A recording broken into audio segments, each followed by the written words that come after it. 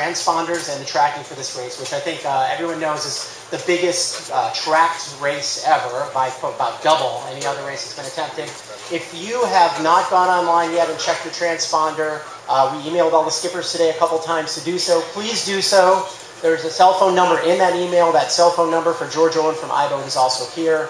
Please go ahead and give him a call. If you have any kind of problem, call him tonight, call him tomorrow morning before the race. We want you to get tracked, and we want you to have you and your friends and family to be able to follow the race, okay? Okay, so moving on to the weather.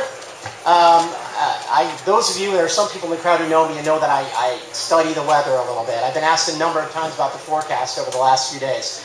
And it's a real privilege to be able to work with a professional forecaster on the forecast. But one thing when I've been in your seat in the audience that's always troubled me is I've always had questions as I've gone along. Well, what about that low? How, where's it going to go exactly? What's the, there are going to be thunderstorms. What's going to happen?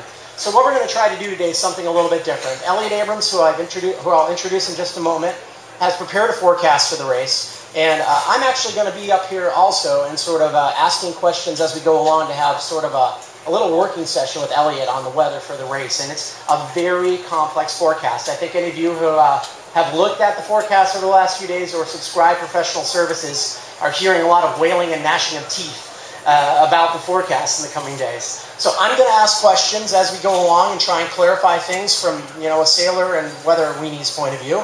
And then afterwards, we've got a second microphone here, and we thought we would maybe try to work out in the audience a little bit. If you guys had any questions or clarifications, we'd try and get a few of those in and see if there's anything that you wanted to ask us about what we see in terms of a forecast for the coming days. So that's how we're going to run it.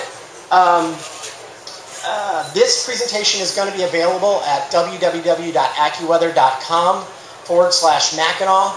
If you go to the boat tracking site, there's a link to that on the boat tracking site.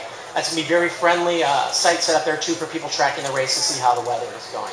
So without further ado, Elliot Abrams is from a graduate of Penn State University, and currently he is at AccuWeather, and he is the Senior Vice President and Chief Forecaster for AccuWeather, has won any number of AMS, American Meteorological Society awards, author of a great book on meteorology, the first one that I read actually, which ironically I lost in a basement flood.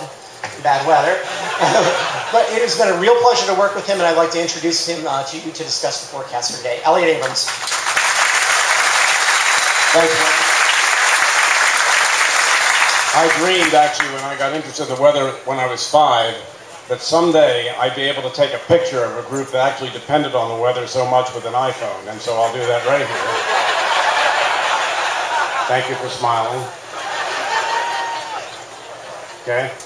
Anyway, yes, it's a tough forecast, and this is one of these situations where you're going to be able to see how this all unfolds in front of you, and the advice, don't take any decision based on a briefing the night before really applies. You want to check the weather in the morning. I know you're going to do that, but I just want to give that reminder.